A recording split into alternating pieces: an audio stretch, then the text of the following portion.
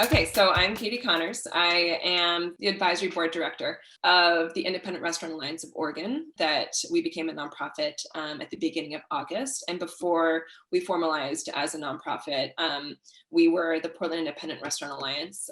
And that group came together in March, right at the beginning of the COVID-19 crisis, basically trying to represent independent restaurant owners and operators in Portland proper. And as we continued our work through the spring and summer months, as the pandemic continued, it became obvious that our advocacy and our education and all the different things that we're doing was needed on a state level. But of course, there's independent restaurant owners and operators throughout the state. And a lot of the things that we were doing, such as cocktails to go, it pertained to the messaging statewide, and working with people who were constituents in places like Salem, Eugene, the coast. Of course, Portland is the most dense place as far as presence of restaurants and bars, but we have a wide net and a wide web of independent food businesses throughout the state of Oregon. Interesting. Is the tactic different for like a metropolitan area versus sort of more rural, or some of the more, I guess, sort of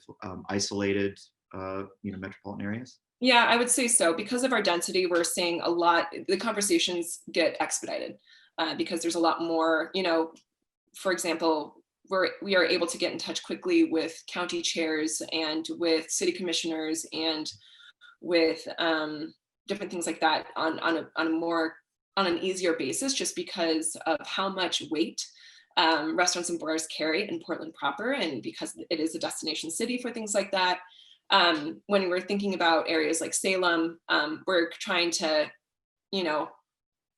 advocate and incentivize people to sort of take their own path of getting in touch with their representatives and letting them know a little bit about, how their businesses work, how the economy has impacted them, how it's impacted their guests, what their business strategy is. But it really does take an owner either emailing or writing their state representative.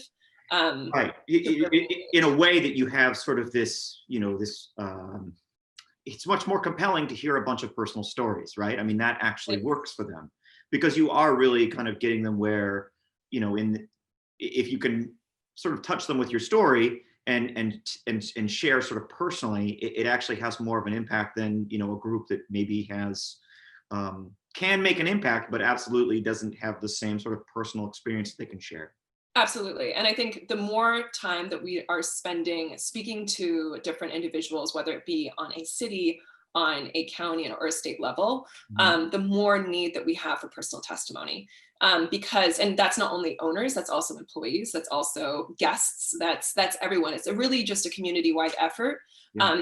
And those testimonies go a long way. I know that breaking that initial seal of reaching out can be a little bit intimidating, but I think more than anything is remembering that these people are elected by us, they're paid by our tax dollars, and they don't want to be, they're dealing with a lot of different things, from budgetary issues to COVID-19 issues to, health and safety. And they need to be reminded about the issues that we are facing on a day-to-day basis. And it's not that they don't want to think about it, it's just that they just haven't. So without the personal testimonies and actually hearing the numbers, hearing, the fact that you can't pay rent next month because your hours have gotten cut, the fact that your sales are down 50 to 60% to where they were last year. Those sort of numbers carry a lot of weight, because if you're experiencing that, chances are 5 to 10 to 20 to 100 other people are experiencing the same exact thing that you are.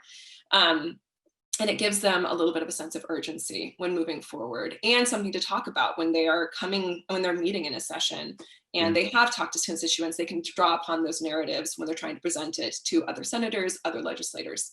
Do you have any advice as to like who and how they can contact these people and tell their story? Absolutely. So there are, I can give you different information, like how to basically reach your state representative. You don't want to be reaching your US congressperson. So that's Earl Blumenauer in our case. And you don't want to be reaching out to Jeff Merkley or Ron Wyden. Those guys deal with national issues. And of course, they're aware of the issues that we're facing on a state level, but they're in Washington. They're not in Oregon. So you're going to want to be reaching out to your state representatives and your state senators. There are websites that basically you enter in your zip code and it's going to point you to all of those things. And when it points, they give you their email address, and they also give them the office phone number. What I would do is, well, on our website, we have our Cocktails to Go campaign, and it basically gives a script of, how to advocate for things like that and where you can interject personal narratives. My go-to is always you want to double hit. You want to hit up an email address, but you also want to get it on a phone and call. You're probably not going to get the state representative that represents you on the phone right away, but you can ask for a meeting. Okay. And when you meet with that person, it might be with one of their aides, it might be directly with them. It's always good to have information about how many people you employ or how many restaurants you've worked for.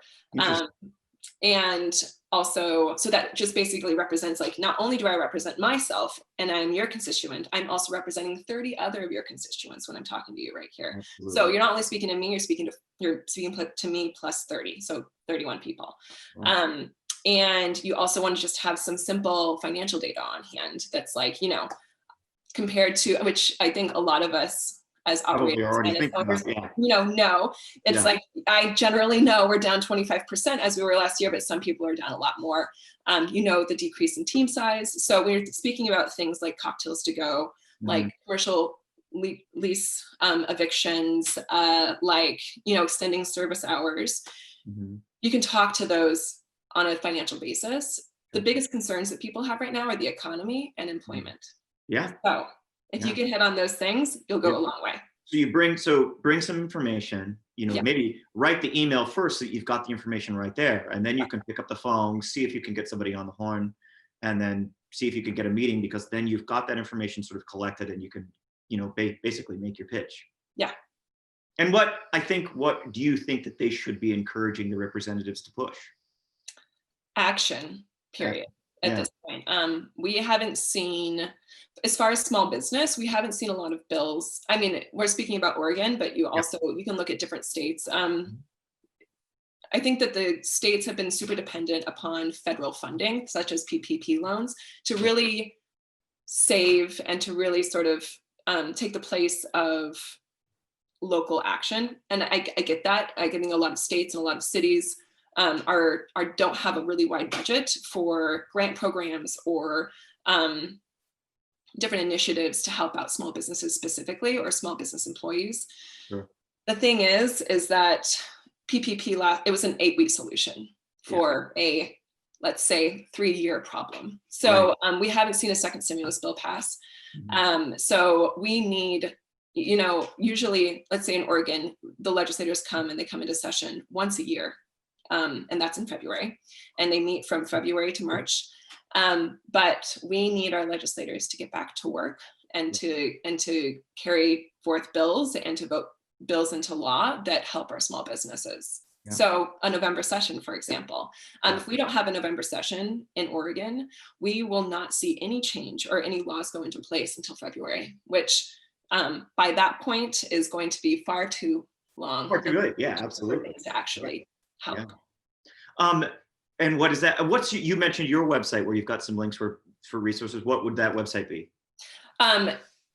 INDPrestaurants.org is going to be our website. And we have resources there for employees, for employers. We have blog posts talking about things like the Cocktails to Go campaign that we're doing.